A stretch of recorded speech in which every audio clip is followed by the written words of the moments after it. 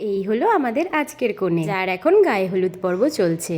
আর ওই যে দেখা যাচ্ছে কনের হবু বরের বাড়ি, ওখানে কনের হবু বরেরও গায়ে হলুদ চলছে। ব্যাপারটা বেশ মজার, তাই না? তো চলো, আজকে আমরা এরকমই একটা বিয়ে বাড়ির সাক্ষী হতে চলেছি, যেখানে পাশাপাশি দুটো গলিতে হলো কনের বাড়ি আর হবু বরের বাড়ি। তবে হ্যাঁ, এটা কিন্তু একদমই লাভ ম্যারেজ নয়, এটা সম্পূর্ণভাবে অ্যারেঞ্জ ম্যারেজ। তো আমরা চলে এসেছি এখন গায়ে হলুদের অনুষ্ঠানে। আর অনি এসেই আগে একটু ফটোশ্যুট করে নিল, তারপর আমরা একে একে হবু কনের সাথে অনেক রকমের রিলস বানালাম। আর আমাদের আজকের মিষ্টি ব্রাইডের নাম হচ্ছে রিয়া। ও হলো ছদ্দি ভাইয়ের কাকা শ্বশুরের মেয়ে। বিয়ে বাড়ি মানে কত আত্মীয় স্বজনের সাথে দেখা, তাদের সাথে আনন্দ করা, চলতে থাকে প্রচুর প্রচুর গল্প, নাচ আর গান তো রয়েইছে।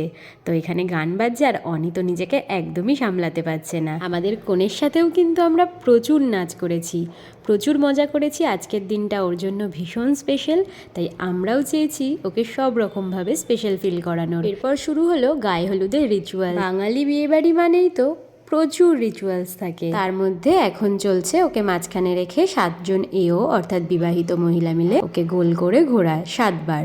এরপর হলো ওর গায়ে হলুদ লাগানো। তবে ওদের নিয়ম অনুযায়ী পুকুরে গিয়ে স্নান করাতে হয়, তবে সেখানে ফটো তো ভালো আসবে না, তাই এখানে সামান্য করে ফটোশ্যুট করার জন্য জল ঢালা হলো। এরপর আমরা সবাই মিলে চললাম পুকুরে।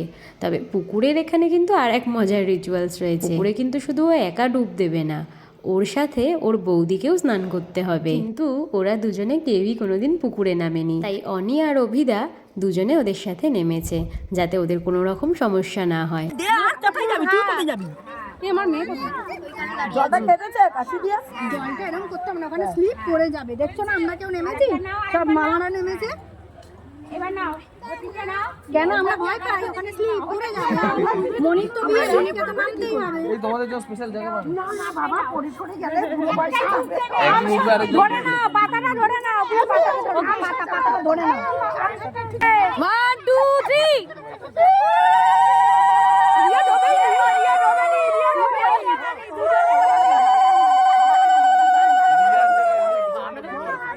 দুজনের কেউ ডোবেনি, কেউই ডোবেনি।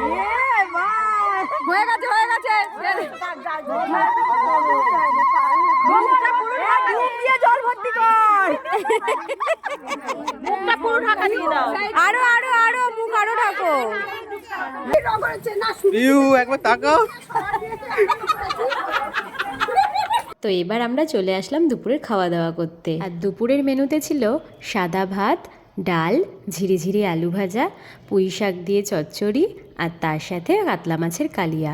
খাওয়া দাওয়া সেরে আমরা চললাম বাড়ির দিকে। এবার আমরা হব রাতের জন্য রেডি।